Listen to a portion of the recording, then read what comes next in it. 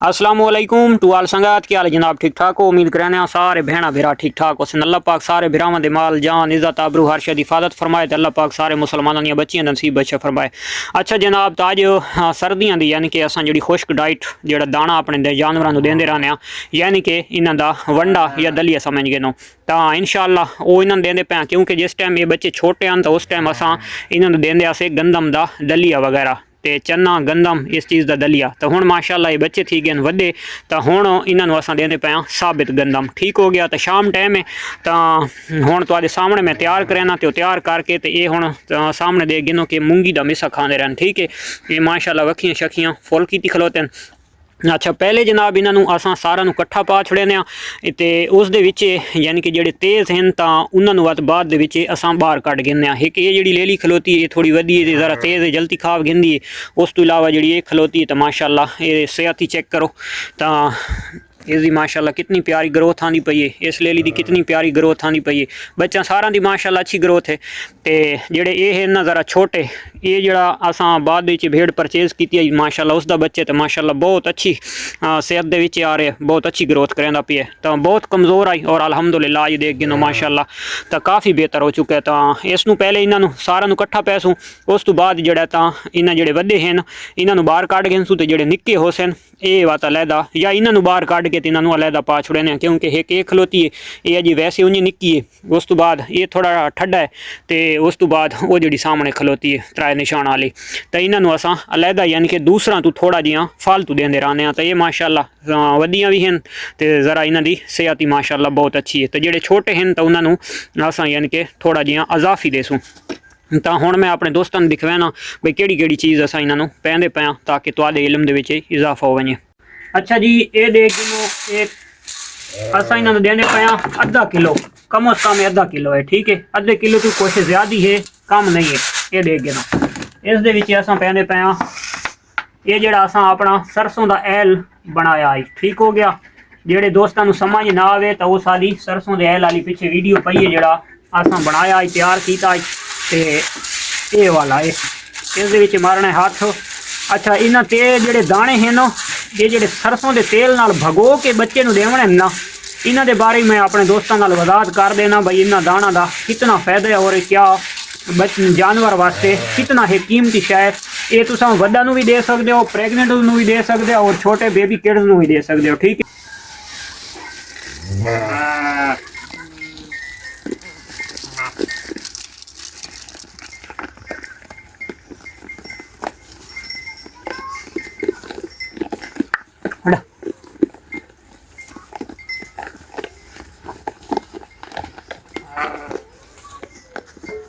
तो ये हुण तुसां जनाब इन्हों खांदा देख गिनो तो ये माशाअल्लाह बड़ी शौक दे नाल बड़ी जौक दे नाल खाने पैन ठीक हो गया।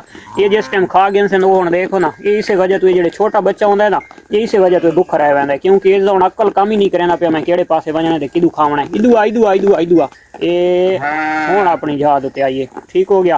तो यानी कि इन्हां दे खाना तो उन्हें जोड़े वड्डियां खलोतियां तो उन्हें काफ़ी सारा दाना खा वजना तो इस वजह तो इन्हों असां अलहदा भी थोड़ा जिहा दाना देसां। अच्छा जेडे दोस्तों के खास कर जानवर गंदम का दाना साबित बाहर कढेंदे होवन और उस तो इलावा जेडे जानवर का मैदा खराब होवे ठीक हो गया तो वो दोस्तों इस गल नूं बड़ी तवज्जो नाल सुनना है कि तुसां की करना है कि गंदम नूं तुसां तेल दे विच झब के देवना है यानी कि उत्ते तेल पा के ते वत तुसां जनाब उस हथ मार के ते तुसां जानवर नूं खवा देवना है ठीक हो गया।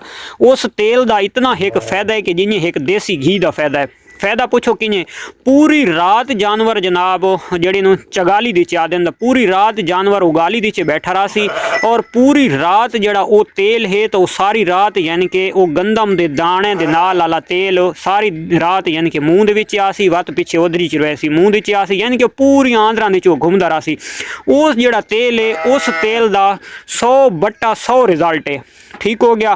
तो ये एक सादा यानी कि बहुत कीमती और ये टॉपिक मैं अपने दोस्तों नाल अगे बिल्कुल नहीं शेयर किया क्योंकि जड़ा सरसों का ऐल और गंदम दे ला के असां जानवर नूं देंदे रहने तो किसी दोस्त नाल शेयर अगे तक पहले किसी वीडियो दे शेयर नहीं किया। तो इस दे बहुत ही फायदे और अलहमदुलिल्ला ये जानवर नूं मैं तेल यानी कि इन्यार ये जड़ियाँ प्रैगनेंट होंदियां उन्होंने भी पा देना, जड़ियाँ डिलीवर की वधियां होंदियां तकरीबन महीना 40 दिहाड़े तो बाद दे विच होंदियां, जिस टाइम वो गंद शंद अपना सारा सट्टी वधियां होंदियां तो उस टाइम उन्होंने भी पा देंगे। और खासकर जो जानवर कमज़ोर होंदा है जिंदा मैदा थोड़ा खराब होंदा है तो उस जानवर नूं भी यानी कि जो हाजमा सही दुरुस्त नहीं कर सकता तो उस जानवर नूं भी मैं इन्यार देंदा रहना। और अलहमदुलिल्ला इस तेल का बहुत ही अच्छा रिजल्ट है। तो ये माशाअल्लाह दे गिनो इसे पासू ये जी निक्की है तो ये इस पासे लगी खलोती है, समझ गल नहीं आती पई दाने वो बच्चे पैन तो इदू आले ये तकरीबन खा गए को थोड़े जिन तले बच गए। तो ये तकरीबन आधा किलो दाने हैं और जानवर बच्चे तो गिनो बेबी किड्स कितने 5 जन, तो ये तकरीबन आधा किलो इन्हें शाम के टाइम खा गया। और तकरीबन एक पाइया असा जनाब ये जी निक्की खलोती है, एक ये जी खलोती है तो एक ये लेला, इन्हों असा अलहदा होर अजाफी पसंद है यानी कि 3 पा दाने कम उस कम मैं इन्हों पा छुड़े ना। जेडे दोस्त आते हैं जनाब गंदम के दाने को खराब करें या टेंशन परेशानी या कोई साबित, तो ये सीन इस दे बिल्कुल नहीं होने लगा। क्यों नहीं होने लगा? पहले नंबर दो तो इन्हें खा तेल वाले गिदे तो वो दाना भी साबित निकलन वाले पासे बिल्कुल 100 दे विचों कोई चांस भी कोनी, 5% चांस कोनी जो भाई को दाना साबित निकल पोसी। उस तो इलावा अगली गल तो ये जनाब सुबह के अलहदा ढके हुए तो ये जिस टाइम असा हुण इन्हों कढ़े सूँ तो उतों खास कर वैसे ना अपन मावां दा पीसन मिल्क, तो ऐसा दाना कदा वास्ते एक तो जानवर को खराब नहीं करन लगा। जेडे दोस्तों के अगर जहन दे होए गंदम का दाना मत खराब करे तो ऐसा कोई सीन नहीं होने लगा, क्योंकि जे माँ का उतों मिल्क पीसन दुध पीसन सवेरे दे ढके हुए तो इंशाअल्लाह जितनी अगर इन्हां दी औसत तो ज़्यादा भी अगर दाना खादी खलोते तो ये इन्हां दी अपनी माँ के मिल्क पीवन नाल दुध पीवन दे नाल वो दाना बहुत जल्द हजम थी वैसी ठीक हो गया। तो इस दे विच यानी कि कोई परेशानी नहीं होंदी। ग्रोथ की गल करा तो ग्रोथ हुण मैं इन्हें खाली जनाब गल्लां करदा रहां तो कोई फायदा कोई नहीं। तो माशाअल्लाह ग्रोथ तुसां आप देख गए नो, मजीद मैं ले लियां जड़ियां वधियां नहीं ना काफ़ी खा गए तो इन्होंने मैं बाहर कढ़े ना तो तुसां वो भी देख गए नो।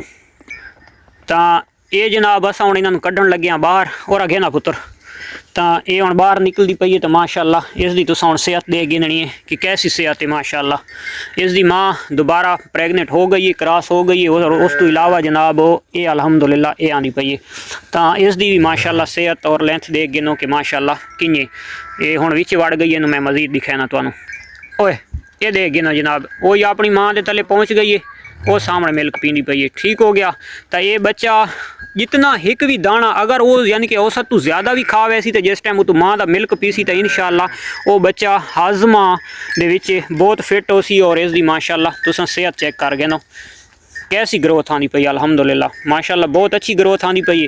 और उस तो इलावा जनाब वो ले लिए ये परली जड़ी वधी है तो ये माशाअल्लाह इसकी लेंथ देख गिनो इसकी ग्रोथ देख गिनो तो माशाअल्लाह बड़ी बिल्कुल फिटनेस दे विच आनी पई अल्हम्दुलिल्लाह। लेंथ ग्रोथ जोड़ मजबूत चेक कर गए नो। तो ये टोटल कुली है जेडे सारे दोस्त खासकर ब्रीडिंग की शौक करना चाहते तो उन्होंने वास्ते और कमज़ोर छोटे बच्चा तो वड्डे बच्चे का ये डाइट का ख्याल करना तुम बेशक कट्ठा पैंदे हो तो थोड़ा जी उन्होंने अलहदा कर देना जेडे निक्के बच्चे होवन ताकि उन्होंने पूरा पूरा पेट भरन का पूरा मौका मिला वजे ताकि वो यानी कि कैंप भुखे न रह वजन ठीक हो गया। यानी कि जी तुसा वैसे तो दाना पूरी दिहाड़ इन्होंने अगू यानी कि चारा होंदा तो वो तो खाते रहने जैसा जितना नसीब होंदा लेकिन जो तो कोशिश ये करनी है कि खासकर जोड़े बच्चे तुसा वंडा देवना है तो उस वंडे का ये ख्याल करना है कि सारे छोटे वड्डा बराबर मिले क्योंकि ये माशाअल्लाह ज़रा तेज़ ज़्यादा हैं तो इस वजह तो ये ज़रा जल्दी खा वैनियां तो इस वजह तो अस इंशाअल्लाह इन्होंने गिदे कढ़ ये जी छोटी दुनिया है तो ये छोटी दुनिया ये यार माशाअल्लाह खाँदी रही ताकि जोड़ा तो ये अपना पेट भर गिन सन। इस मजीद अस थोड़ा जिहा दाना होर पा छुड़ने ताकि इन्होंने भी कोई भुख न रह वजे। तो ये देख गिनो जनाब ये दाना आ गया होर अजाफी और ये दाना असा देते पा ठीक हो गया। तो ये जोड़े बच्चे हैं छोटे तो ये बच्चे भी गिन सुन शौक दे नाल खा चलो ये थी उसने खावन दे यार तो ये देख गिनो माशाअल्लाह ये हुण पेट भर के गिन सुन खा। इस दे विच भी यानी कि इसनूं थोड़ा खवावना है इन्हां दू नूं वत मजीद होर ज़्यादा खवावना है ठीक हो गया। तो इसनू थोड़ा जिहा खवा के होर कट गए थोड़ा जिहा यानी कि मेहनत ते हल्की हल्की अगर तुहाडे कोल यानी कि सैटअप जा ऐसी होंदी है कि तुसां अलहदा अलहदा भी इन्हां दाना खवा सकते हो तो असां इन्हां अलहदा दाना ना खवा सकते क्योंकि ये जितने शिकरे हैं तो इन्हां दा पोजीशन दा तुहानू आप नू पता है। ये देखो ये दरवाजे दे उत्ते चढ़ी खलोती है मैं इहदे अंदर आवां तां ये परेशानी बन वेंदी है। तो ओनू जनाब कट दिते तो वही अपनी पहुँच गई है माँ के तले उसकी माँ टाइम इत्थे आई खलोती आई तो उतू पींदी पई है मिल्क तो इस वास्ते भी ये बन गया समझो देसी घी। हुण पिछे बच गया ये जोड़ा जो जब तक पूरी खुरली साफ ना करे तब तक इन्होंने बाहर असा नहीं कढ़ना। तो ये माशाल्लाह हाइट अच्छी करेंदी पई है लेकिन जड़ा तो इसकी थोड़ी एज कम है तो इस वजह तो इसनू भी अजाफी खासी और इसकी माँ भी बिल्कुल रेडी हो सी आई वधी है। ये इसकी बच्ची है माशाल्लाह बड़े खूबसूरत फेस दे विच वही नज़दीक घूमती वधी है कि मेरी धी आवे तो मैं मिल्क पिलावा तो वो दे गई ये दाना खा गए सन दवा इंशाल्लाह इन्होंने पिलवाने मिल्क। तो ये आई जनाब आज दी बेबी शीप दी वीडियो दाने दे उत्ते तो मिलते हैं इंशाल्लाह नेक्स्ट वीडियो तब तक दे सो इजाज़त अल्लाह हाफिज़।